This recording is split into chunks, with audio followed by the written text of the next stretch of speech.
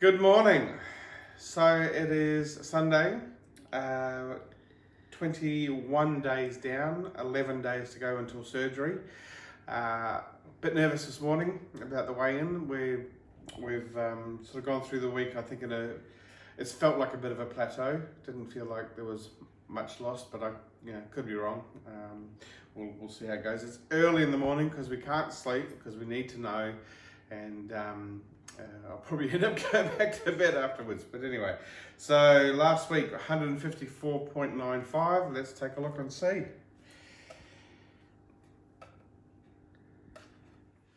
Okay, so weigh-in was 152.7. Now that makes a 2.25 kilo loss in the last 7 days, which has resulted in 10.8 kilos total in 3 weeks. So I'm just going to admit it, I'm disappointed. I wanted it to be more because it's still been a long, rough week. Having said that, reality's just got to kick in. I've lost 10.8 kilos in 3 weeks, and when we consider the amount of work Michelle had to do over 6 months just to get 10 kilos off, it actually, you take it into consideration, 3 weeks is a phenomenal effort. I'm growing impatient, which is my problem at the moment. I want the surgery now, I want the weight loss now, I want to stand in front of you and say I've lost 60 kilos, and it's just not going to happen that way. So it's bittersweet. I am trying to look at the positive. You can't help but be affected by the negative. So I'm just sort of hunkering down, and we continue. 11 more days to go, and we jump into the surgery, and then there's another 4 weeks of a very, very low calorie diet there. So I imagine it will start really falling away. I look forward to breaking the 150 mark, and hopefully that'll happen next week. I'll actually be under 150. So all right, like Mick said, day 21, 11 days to go. Again, I don't feel super confident this week either. This week was the first week that I didn't feel massive hunger pains. Yeah, absolutely, by 5:30 in the evening I was starving, but it wasn't that constant pain of hunger. So it almost means like my body's getting used to it. And plus, I had my period this week, which hasn't helped with my weight. So we'll see, I guess. So what was your previous weight? 138.7 kilos. Wish me luck. Okay, so I'm really happy with that effort. I lost 2.3 kilos this week. I honestly didn't think I'd lose anything due to my period and due to plateauing a bit. But that means a loss of 2.3 this week, 7.6 since we started the shake. So 7.6 kilos in 3 weeks. That's insane. And 16.4 kilos since January. So I'm really happy with that effort. I can't wait to break the 20 kilo mark.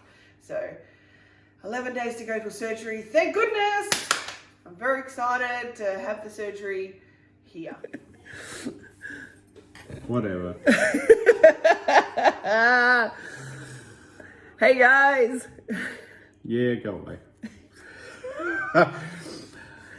That's the embodiment of my mood over this week. It's super awesome to live with. I just want to let you know. Look, it's. I'll tell you what I've been feeling first, but yeah, day 21. Now, bearing in mind that we've had to go 4 weeks instead of 2 weeks, which is 2 weeks is usually the standard. He's asked for 4 weeks, and so that's actually quite a long time to be running on 700 odd calories a day, 700 to 800 calories a day. What Michelle said before, where there's no hunger pains anymore, and that's correct. There's no hunger pains anymore. I'm pretty cool. In fact, hunger-wise, I'm satisfied pretty much over dinner. It's still sort of complex during the day, but it not comes and goes. Yeah, it's not anything dramatic. Yeah. But it's been 21 days of just shakes and 21 days of just vegetables. Now I'm putting the spice of life into these vegetables, and I have gone to the experimental degree of 11 or 12 out of 10 just to get some taste. But at the end of the day, I'm still eating vegetables. I'm still just eating, and not any vegetable. It's those regulated vegetables that you have to have. So they've just become the same, and not even potatoes or sweet potato or anything, corn on the cob. I mean, smothered in butter. I've got to stop. It's just day after day after day after day. I've had my fill. I've had enough of it. I really have. And don't get me wrong, you got to stay focused. You got to stay with the big picture. You got to stay on board. You got to do what you got to do. And it is 11 more days to go. It'll soon be 10, and it'll soon be into the single digits, and that's all excellent. And then next thing you know, we'll be there. But it's just if I was to eat McDonald's day after day after day after day and nothing else, if it was just Big Macs was the only thing I was allowed to have breakfast, lunch and dinner, I'd hate Big Macs too. Yes, I was about to swear. I'd really hate Big Macs. It is, so it's not now so much, the shakes don't taste bad. We've got a variety of flavors in the shakes, and the vegetables, if I do say so myself, have really been tasting amazing. The tomato soup is my favorite. I never thought I'd ever say that. It's just an absolutely flavorful thing. But when you're hitting that 20-day mark, I mean, it's a human nature thing. I'm so sick of shakes. This week was the first week that I felt like I could cheat, and I didn't want to, and we certainly didn't. But this week was the first week where I said to Michael, I just want a day in between that we could just eat normal food. And you know what? It wouldn't even have to be Kentucky Fried Chicken. Just a day where I could have some toast and jam. Yeah. We're not even talking about. I even continue to have vegetables, but just a different vegetable that I'm not allowed to have. Yeah. It really is. It's not about. Naturally when you driving into a town or something and you hear on the radio how fantastic crispy wings are with the sweet and sour sauce, well, I just want to chew my arm off at that particular moment in time. It's just not about what the food is now. It's not about whether it's a steak or not. It's just about it not being the same food that I'm just been constantly eating, and I think that's the same thing for Michelle. But I think that has helped that we've done this together. I know we've mentioned this a few times, but this week, especially for me, it has been so important that I had Michael here, because when I was starting to waver and I'm like, I just need one day not having shakes. And, Michael was the one that got me through it and said, no, we're good. We only got this much to go. And he was really my rock. I did hate him for about 5 minutes there. And I thought, why does he always have to be right? But he got me through, so that's really helpful. One thing. And look, most people don't actually get to do it together. So we're very lucky that we get to do it together, because each of us actually know what we're going through and what each other is going through, and we can sympathise. I would recommend, if you're doing this on your own, if this is what you're doing and it's on your own, find somebody. You need to sit them down and you need to say, I need a rock. I need somebody to talk to. I need somebody to cry with. To cry with. I need somebody to express what I'm feeling, and somebody to talk me off a ledge. And you need to actually find that one person. It doesn't have to be a partner. It can be your parents. It can be your sister, your best friend, whatever it is. But somebody who's going to have your back throughout the whole journey. I cannot recommend that enough. If you're doing it in a household with a family, you have to have a meeting with them beforehand have a family meeting and let them know, show them this video, but let them know this is going to get rough. It's going to get tough and rough, and you're going to be irritable, and the smells of other people's food is going to be generally make you angry. Not just that, it becomes quite depressing. It can become quite an effect on you,